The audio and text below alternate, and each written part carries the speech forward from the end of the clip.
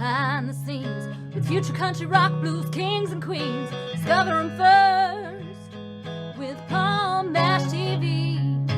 Palm Mash TV.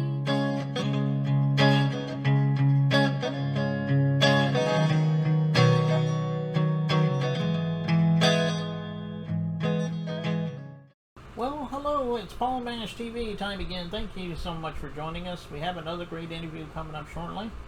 But before we begin, if you haven't already, click that subscribe button and the bell below you there, and you're always going to get the latest episodes whenever available. And if you'd like to leave a comment on the comment section, of course, you can do that. We'd love to hear from you. And pay attention to the description part, because contact info will be included there. And it will also be included in the closing credits, so I hope you will stay tuned for that. From New Orleans, Louisiana today, we have Lynn Drury. She's an awesome artist, and I think you're going to agree. And we're going to get to that in just a moment, but first here's a quick word from the Caden Gordon Show, so don't go away. We'll be right back right after this. The Caden Gordon Show. Today's best country mix is a 2-hour show playing independent and mainstream country music you know and love. Be sure to check it out at thecadengordonshow.com for more information on the show. Okay, we're back, and with us from New Orleans, Louisiana today, we have Lynn Drury. Thanks for joining us, Lynn. Thank you, Paul. How are you doing? Oh, I'm doing okay. I'm glad you could be here today. The first question I always like to ask, because everyone has their own story, tell us a little bit about how you started, because you could have started real young, like when you were a kid, you always wanted to be an artist. Maybe you fell later into it later. I mean, give us in your own words, though. We'd love to hear your story. Yeah, I grew up just always really loving music and having an ear for music. And I wasn't, I sang in church and I loved music. I loved radio. I devoured my sister's records, and just really learned how to sing harmony from the radio. But it wasn't until, I took a few voice classes in college and didn't really know what I wanted to do. So then I ended up just getting a business degree. And then after college, I moved here and realized, that I'm supposed to be playing music and writing music. And it just really came super easy to me when I picked up the guitar, and I took some lessons and just in a year went at it. In New Orleans, it's kind of easy to get a gig, and I just started playing. I hit the road running and never stopped, really. So here we are 10 albums later. Well, But yeah, I've been an independent artist now since Katrina happened. I think that was that was my last kind of, regular job. And okay, well, that's a great story, and I'm glad you're doing your music and making people happy. Hopefully, you'll be doing this for a long time. please. Well, what were some of the artists you grew up with that helped influence you? Oh, man. Charlie Daniels is probably one of them, and Loretta Lynn, and the Outlaws, Waylon and Willie and the Boys. We listened to a lot of Elvis in my house. And then when I was young, and my sister was 7 years older than me, so she collected albums. And so Fleetwood Mac was a big influence. Queen was a big influence. Prince was a big influence on me. A lot of country artists because I was in the rodeos when I was younger, and I did national high school rodeo many years. So a lot of country, culture of country music. So George Strait was a really big influence. Just a lot of 80s country artists. John Conley, I loved him. And who else? just there's so many, too many to name.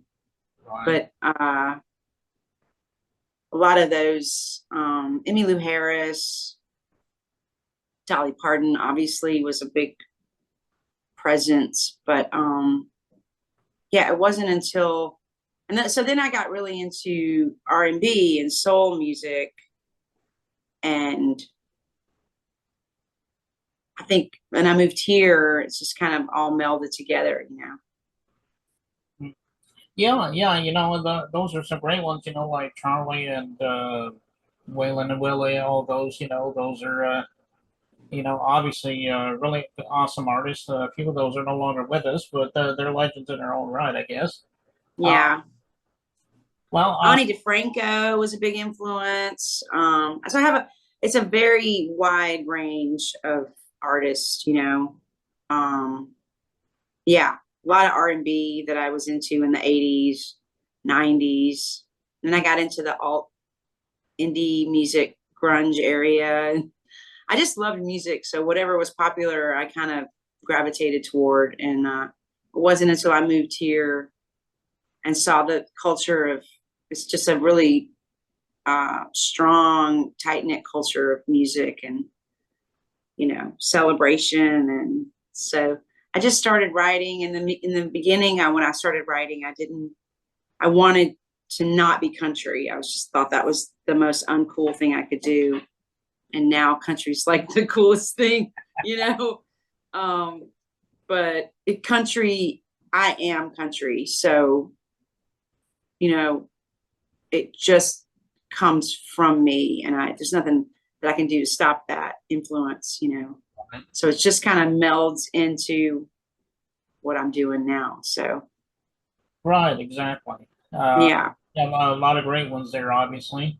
Tell everybody how they can find you. I mean, I'm sure you're on all streaming platforms, but maybe you're on, have an official website, social media, tell Yes. about that. Lynn, that's lyndrury.com. Mm-hmm. And that's LYNNDRURY, like the hotel, but no relation, unfortunately. But I'm still trying to get them to pay for my hotel rooms on the road, if they will. Yeah, lyndrury.com. And then Instagram is Lynn Drury Rocks. And Facebook is just Lynn Drury Music, or Lynn Drury is my personal. And, you know, I'm on a lot of the Lynn Drury Rocks on YouTube. And that's ROCKS. And then Lynn Drury on Twitter or X or whatever. And I'm also on TikTok and all of that, but I'm not really active on there yet. So I need to do that. And you're on all streaming media too, right? Like Yes. Apple Music, Yes. and so forth. Okay. Absolutely. Spotify, Apple, Bandcamp, SoundCloud, all of the stuff. Okay. All right, well, check your favorite streaming site for Lynn Drury's music and check out her official site and social media, as she mentioned. I know you won't be disappointed, and I know she would love you for that. And I guess Love Bomb is the name of the video we'll be showing in a minute here. It sounds self-explanatory, but tell us a little story about that. Well, I don't know if anyone out there's ever been love bombed, but it's a horrible, horrible, horrible thing.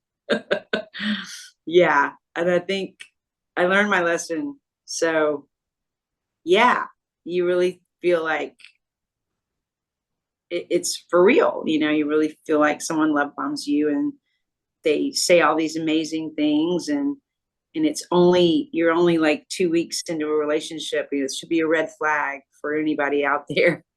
If someone says, I love you and I want to be with you forever, and it's only been 2 weeks, chances are you're dealing with an unsavory character. I'll just say that much. Yeah, I guess we all go through that. But it is a great song, though, and I really like it. I think you out there, you're going to love it, too. And we'll get to that in a second. But Thank you. right now, Lynn, that's all the time we have for her. Come back anytime you want to plug something new. Maybe we'll have you back on sometime. Thank you so much, Paul. Okay. And here it is, Love Bomb by Lynn Drury. It begins right now.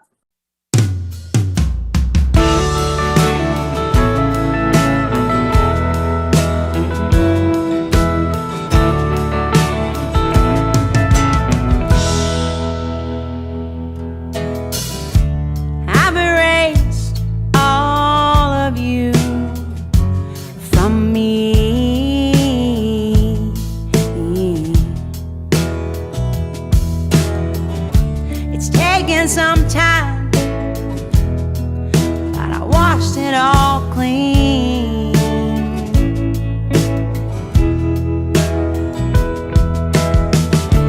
Tag you're in, what does it say?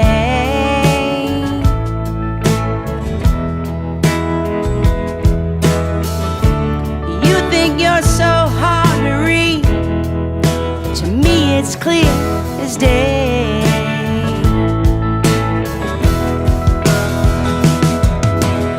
Everybody said I dodged a bullet, but it feels more like I took the hit. I guess I was always the easy target, hanging on after the love bomb.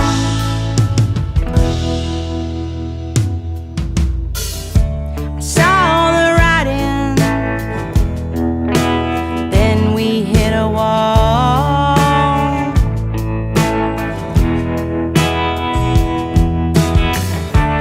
Last stop, Big Daddy's, and you played all my favorite songs.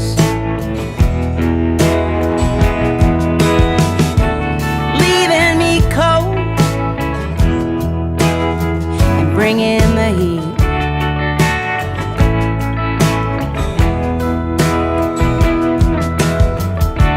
Dropping me off, driving the wrong way down a one-way street. Yeah, everybody said I dodged a bullet, but it feels more like I'm blown apart. I guess I was always the easy target, hanging on after the love bomb.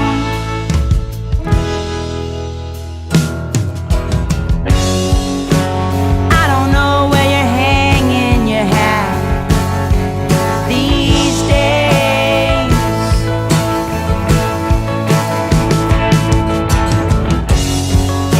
I'm thinking how I might retaliate. I'm thinking of the ways.